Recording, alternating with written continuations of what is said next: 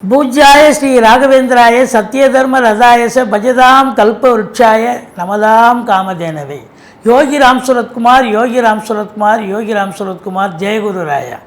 உலகெங்கிலும் வாழ்ந்து கொண்டிருக்கும் ஸ்ரீ ராகவேந்திரா யூடியூப் சேனல் நேயர்களுக்கு டாக்டர் சைதை ராஜாவின் அன்பான வணக்கங்கள். இப்பொழுது நாம்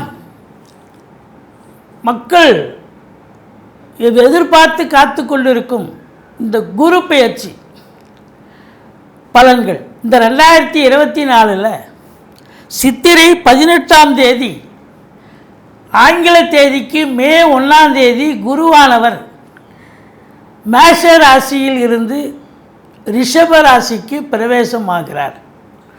இப்போது இதுவரையிலும் மேஷத்தில் இருந்து அவர் தந்த பலன்கள், இப்போது ரிஷபம் அவர் பலனை தரப்போகிறார். 12 ராசிகளுக்கும் அவர் எப்பேற்பட்ட பலன்களை வழங்கப் போகிறார் என்பதை நாம் விரிவாக பார்க்க போகிறோம்.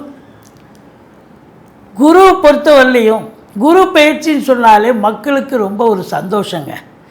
ஜோசியர்களை அங்கே ஒரு கோயில்லையோ இல்லை பொது இடங்கள்லையோ பார்க்கும்போது கூட, ஐயா குரு பயிற்சி எனக்கு எப்படியா இருக்கும் அப்படின்னு ரொம்ப சந்தோஷமாக கேட்குறாங்க.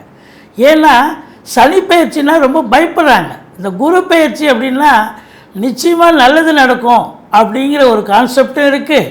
ரெண்டாவது, கெடுதல் பண்ண மாட்டார் அப்படிங்கிற ஒரு நிலை. அப்போ என் ராசிக்கு என்ன செய்யுங்க அப்படின்னு ரொம்ப சந்தோஷமாக கேட்குறத நம்ம நிறைய இடங்களில் பார்க்க முடியுது. குருவுக்கு பல பேர்கள் இருக்குங்க. குருவுக்கு அந்தணன், பொன்னவன், இப்படி அதாவது குரு தேவகுரு அசுரகுருன்னு 2 இதுவாக இருக்குது. இதில் தேவகுரு தான் குருவானவர், அசுரகுரு என்பது சுக்கிர பகவான். இதில் ஏன் நம்ம அசுரகுருவை நம்ம சொல்கிறோம் அப்படின்னா, இப்போது இந்த அசுரகுருனுடைய வீட்டில் தான் சஞ்சாரம் செய்ய போகிறார். இந்த ஓராண்டு பலனை தரப்போகிறார் தேவகுருவானவர். அப்போ சுக்கிரனுடைய வீட்டில் குரு உட்காந்து சஞ்சாரம் செஞ்சு பார்வை பலனும் எப்படி இருக்க போகுது அப்படின்னு பார்த்தீங்கன்னா, குறிப்பாக இந்த கலைஞர்கள், சுக்கிரனுடைய ஆதிக்கம் நிறைந்த அன்பர்களுக்கெல்லாம் ஒரு பொற்காலமாக விளங்கும் என்று சொல்லலாம். ரொம்ப சிறப்பாக இருக்கும். குரு பொறுத்தவரையிலையும் இந்த ஒருவருடைய நம்ம ஜாதகத்தில் குரு இல்லாமல் போயிருந்தால், குரு இருக்கும்போதே ஒரு சிலர் நம்ம ஒரு சில காலகட்டங்களில் ரொம்ப அவஸ்தைப்படுறோம். குரு இல்லைன்னு சொன்னால் அவ்வளோதாங்க. குரு இருக்கிற இடத்தையும் நல்லது செய்கிறார், பார்க்குற இடத்தையும் 5, 7, 9 அவருடைய பார்வை பார்க்குற இடத்தையும் நல்லது செய்கிறார். குரு பார்க்க கோடி நன்மைன்னு நம்ம சொல்லி கேள்விப்பட்டிருக்கோம். அதுபோல் இந்த குரு பகவான் கோச்சார ரீதியாக ஒரு ராசிக்கு வரும்பொழுது நல்லதை செய்வார். எந்தெந்த இடங்களுக்கு வரும்பொழுது நல்லதை செய்வார். ஒரு ராசிக்கு 2ஆம் இடம், 5ஆம் இடம், 7ஆம் இடம், 9ஆம் இடம், 11ஆம் இடம் ஆகிய இடங்களுக்கு குரு பகவான் கோச்சார ரீதியாக சஞ்சாரம், இந்த ஓராண்டு காலம் சஞ்சாரம் செய்யும் பொழுது நல்லதே செய்வார்னு ஜோதிட கிரந்தம் சொல்கிறது. ஸ்தான பலம் இது என்னென்னா, ஸ்தான பலம் சிறப்பாக அமைந்து இருக்கிற இடத்தையும் நல்லது பண்ணுவார். அப்போ மற்ற இடத்துல அவர் ஸ்தான பலம் இல்லை. அப்போது பார்வை பலம் மட்டுமே அங்கே சிறப்பாக சோபிக்கும் அப்படின்னு சொல்லலாம். இதில் பார்த்தீங்கன்னு சொன்னால், குருவை வச்சு பார்க்கும் பொழுது இந்த ரிஷப லக்னத்துக்கு, ரிஷபம் மற்றும் துலா லக்னத்துக்கு குரு நல்லவர் அல்ல என்று சொன்னாலும் கூட பார்க்கும் இடங்கள் நல்லது செய்யக்கூடிய ஒரு அமைப்பு. ஆதிபத்தியம் தாங்க முக்கியம். குரு எந்தெந்த வீட்டுக்கு ஆதிபத்தியமாக இருக்கிறார், இந்த ராசிக்கு அவர் எங்கே உட்கார்ந்துட்டுருக்கார், நல்லது செய்வாரா? ஆனால் குரு அதாவது கெட்டவன், அதாவது குரு பார்த்திலையா கெட்டாலும் மேன்மக்கள் மேன்மக்களேன்ற மாதிரி குரு நல்லது செஞ்சாலும் நிறைய செய்வார ஒழிய கெடுதல்ங்கிறது அந்தளவுக்கு நிச்சயமாக இருக்காது அப்படின்னு நம்பலாம். உங்களை பொறுத்தவரையும் இந்த ஓராண்டு எப்பேற்பட்ட பலன்களை வழங்கப் போகிறது, எந்தெந்த ராசிகளுக்கு பல அற்புதங்களை தரப்போகிறது, எந்தெந்த ராசிகளுக்கு சுமாராக இருக்கும், எந்தெந்த ராசிகளுக்கு கொஞ்சம் பிலோ எப்படி இருக்கும் கொஞ்சம் அப்படிங்கிற ஒரு நிலையை நம்ம சொல்ல போகிறோம். அதே நேரத்தில் குரு பகவானை வச்சு மட்டும் பலனை வந்து சொல்லிட முடியாதுங்க. இந்த குரு பெயர்ச்சி காலங்களில் மற்ற கிரகங்களுடைய சஞ்சார நிலையும் சிறப்பாக இருக்கும்பொழுது தான் இது தூக்கிவிடும். கோச்சாரம் என்பது ஒரு 30% தான்.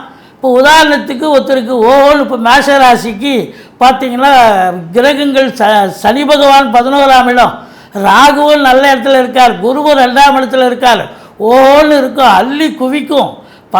கோடீஸ்வர யோகம் குபேர யோகம்னு நம்ம சொல்கிறோன்னு சொன்னால் கடைசியில் அங்கே ஒன்றுமே இல்லைங்க, நீங்கள் இப்படி சொல்கிறீங்களேன்னு நீங்கள் கேட்கலாம். இது வந்து 30% தான்.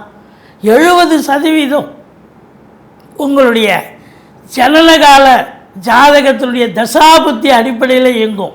இந்த 30% தான் கோல்சாரம். இன்றைக்கி இருக்கிற கிரகங்களுடைய நிலைகளை பற்றி நம்ம சொல்கிறது 30% மட்டுமே. அப்போது இந்த குரு பகவான் என்னென்ன பலன்களை வாரி வழங்கப் போகிறார், எந்தெந்த ராசிகளுக்குன்னு பார்க்கலாமா? வாங்க. துலா ராசி அன்பர்களுக்கு வணக்கம். துலா ராசி காலபுருஷனுக்கு 7வது ராசி. சித்திரை 3-4 பாதங்கள், சுவாதி விசாகம் 1-2-3 பாதங்கள் உள்ளடக்கியது. சுக்கிர பகவான் ஆட்சி பெறும் வீடு. இப்பொழுது இந்த ஆண்டு 2024 குரு பெயர்ச்சி இந்த துலா ராசிக்கு எப்படி இருக்க போகுது? அது சாதகமாக இருக்குமா இல்லை பாதகத்தன்மை ஏற்படுத்துமா? பாருங்கள், கடந்த ஆண்டு 7ஆம் இடத்துல இருந்தார், கொடி கட்டி பறந்தீங்க நீங்கள். ஆனால் இந்த ஆண்டு அவர் 8க்கு வந்துட்டார். கொஞ்சம் வீழ்ச்சி தான். இந்த துலா ராசியில் பிறந்தவர்களுக்கு இந்த குருவானவர் 3க்கும் 6க்கும் உடையவர். ஆதிபத்தியம் 3க்கும் 6க்கும் உடையவர். நல்ல அதாவது நம்ம ஏற்கனவே சொல்லியிருந்தோம், துலா அதாவது ரிஷப ராசிக்கு பார்த்தீங்கன்னா 8க்கும் 11க்கும் உடையவர், நல்லவர் அல்ல. அதே போல் இந்த துலா ராசியும் 3க்கும் 6க்கும் உடைய குரு நல்லவர் அல்ல. இருந்த போதிலும் குரு பார்வை கோடி நன்மை. கடந்த ஆண்டு நீங்கள் வந்து திருமணம் ஆகாதவங்களெலாம் திருமணமாக கைகூடி வந்துச்சு. கடந்த ஆண்டு சாதிச்சிங்க. 7ஆம் இடத்துல குருவே இருந்தார், சூப்பராக இருந்து. இப்போ 8ஆம் இடம் வந்தாச்சு. 7ஆம் இடம் ஸ்தான பலம், 8ஆம் இடம் ஸ்தான பலம் இல்லை. அப்போ குரு பார்வை பலம் மட்டுமே உங்களுக்கு நல்லது செய்ய போகிறது. அப்போது உங்களுக்கு பார்த்தீங்கன்னா குரு எங்கெங்கே பார்க்க போகிறார் அப்படின்னா,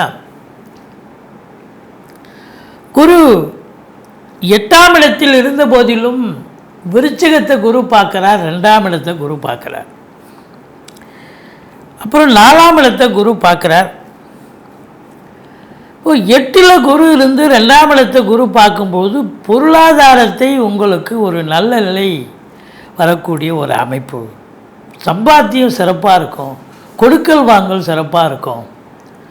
ஏன்னா உங்களுக்கு 2ஆம் இடம் அப்படின்னும்போது குடும்பஸ்தானம் சிறப்பாக இருக்கும். குடும்பத்தில் இது வரைக்கும் எந்த பிரச்சனையும் இல்லைங்க அப்படின்ற அளவுக்கு இருந்து வந்தது, இப்போ எந்த பிரச்சனையும் இல்லை அப்படின்னு சொல்லக்கூடிய ஒரு நிலை ஏற்படும். இப்போது நம்ம ஸ்தான பலம் சரியில்லை என்று சொன்னாலும் கூட 8ஆம் இடம், 8ங்கிறது அசிங்கம் அவமானத்தை குறிக்கக்கூடிய இடம். அங்கே வந்து குரு பகவான் வந்திருக்கிறார். குரு பார்வை தான் நல்லாயிருக்கும், இருக்கிற இடத்த அவர் பெருசாக செய்ய மாட்டார். இது 8ஆம் இடம் என்பது ஒரு ஆயுள் ஸ்தானம், ஆயுள் விருத்தின்னு ஒன்றா சொல்லிக்கலாம். ஒரு அசிங்க அவமானம், கெட்டாலும் மேன்மக்கள் என்ற மாதிரி இந்த குரு வந்து குரு தானே. என்ன இருந்தாலும் அவர் 8ல் போய் மறைஞ்சாலும் அவர் வந்து பெரிய தாக்கத்தை, அதாவது பெரிய வீழ்ச்சியை தரமாட்டார், அசிங்க அவமானத்தை கொடுக்க மாட்டார். மாறாக அவர் பார்வை பலம் சிறப்பாக அமைகிறது. 2ஆம் இடத்தை பார்க்குறார். 2ஆம் இடம் என்பது பொருளாதார மேன்மை. தனஸ்தானாதிபதி தனஸ்தானத்தை பார்க்கிறார். தனகாரகன் தனஸ்தானத்தை பார்க்கிறார். தனஸ்தானாதிபதிங்கிறது செவ்வாய். அப்போது தனகாரகன் தனஸ்தானத்தை பார்த்தால் தனப்பிராப்தி உண்டல்லவா. அப்போது பொருளாதாரத்தில் உங்களுக்கு அளவு கடந்த ஒரு சுபீட்சத்தை பார்க்க போகிறீர்கள். பணம் மழை பொழிய போகிறது. வருமானங்கள் ஒரு இடம் 2 இடம் இல்லை, பல இடங்களில் இருந்து வருமானத்தை பெற்று நல்ல சம்பாத்தியத்தை பார்க்க போகிறீங்க. குடும்பத்தில் அமைதி, நிம்மதி, சந்தோஷம், குதூகலம் ஏற்பட போகிறது. வீட்டில் வரக்கூடிய விருந்தாளிகள், நட்பு வட்டாரங்களுடைய நிலையால் வீடே கலகட்டும், சந்தோஷமாக இருக்கும். உங்கள் சொல்லுக்கும் செயலுக்கும் மதிப்பு மரியாதை கண்டிப்பாக ஏற்படும். இது நாள் வரைக்கும் சனி பார்த்துருந்தார், இப்போவும் சனி தான் பார்த்துட்ருக்கார். இப்போ 2ஆம் இடத்தை சனி பார்த்து பேசி உங்களுக்கு நிறைய பிரச்சனைலாம் வந்துச்சு. அதான் பேசாமல் இருங்கன்னு சொல்லியிருந்தோம்.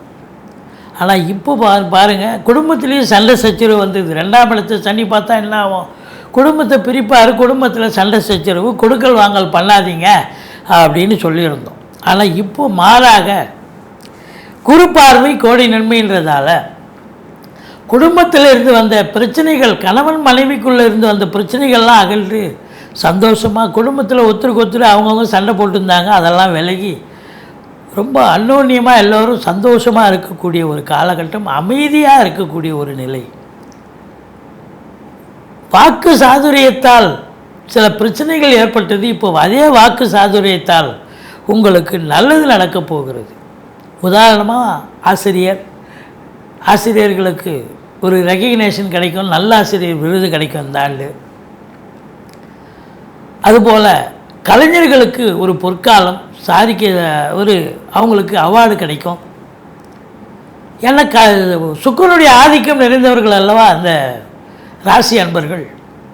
அதையும் தாண்டி பார்த்தீங்கன்னு சொன்னால் உங்களுக்கு ஆசிரியர்கள், பேராசிரியர்கள், இலக்கியவாதிகள், சொற்பொழிவாளர்கள், வழக்கறிஞர்கள், ஆடிட்டர்கள், இவங்களுக்கெல்லாம் ஒரு சிறப்பான காலகட்டம். ஜோதிட அறிஞர்கள் இதுலேயும் இவங்களுக்கெல்லாம் ரொம்ப சிறப்பாக இருக்கும். நல்ல சம்பாத்தியத்தை பார்க்க போகிறீங்க, ரெகக்னேஷன் கிடைக்கும், சந்தோஷமாக இருக்க போகிறீங்க. உங்கள் சொல்லும் செயலும் எடுபடும், அதான் ரொம்ப முக்கியம். இது வரைக்கும் உங்கள் பேச்சு யாரும் நீங்கள் உங்களுக்கு ஒன்றும் தெரியாது, சும்மா இருங்க அப்படின்னு சொன்னவங்கெல்லாம் இன்றைக்கி உங்களை என்னங்க என்ன சொல்கிறீங்க நீங்கள் அப்படின்னு உங்களை முன்னிலைப்படுத்துவார்கள். அதுதான் அங்கே இருக்கிற விஷயம். அடுத்தது பணம் பல வகையில் வந்ததுன்னு சொன்னால், அப்போ 4ஆம் இடம் ஏதாவது ஒன்று கடகண்ணி, அதாவது ஒன்று வண்டி வாகனங்கள் வாங்குவீங்க, இல்லை சொத்து பத்தில் இன்வெஸ்ட் பண்ணுவீங்க, வீடு கட்டுவீங்க, வீடு ஆல்ட்ரேஷன் பண்ணுவீங்க. அப்படி ஏதாவது ஒரு நிலையில் நீங்கள் இறங்கக்கூடிய ஒரு அமைப்பு இருக்குது. சுகஸ்தானம் திருப்திகரமாக இருக்குது. 4ஆம் இடம் சுகஸ்தானம் திருப்திகரமாக இருக்குது. பிள்ளைகளை நல்லா படிக்க வைக்க போகிறீங்க, பெரிய லெவலில் படிக்க வைக்க போகிறீங்க. அது சுப செலவு. உங்களை பொறுத்த வரலையும் வருமானம் வருது. 8ஆம் இடத்தில் இருந்த போதிலும் குரு பார்வை கோடி நன்மை, வருமானத்தை கொடுக்க போகிறார். அப்போ 4ஆம் இடம் வண்டி வாகனங்கள் வாங்க போகிறீங்க, சொத்து பத்து வாங்க போகிறீங்க.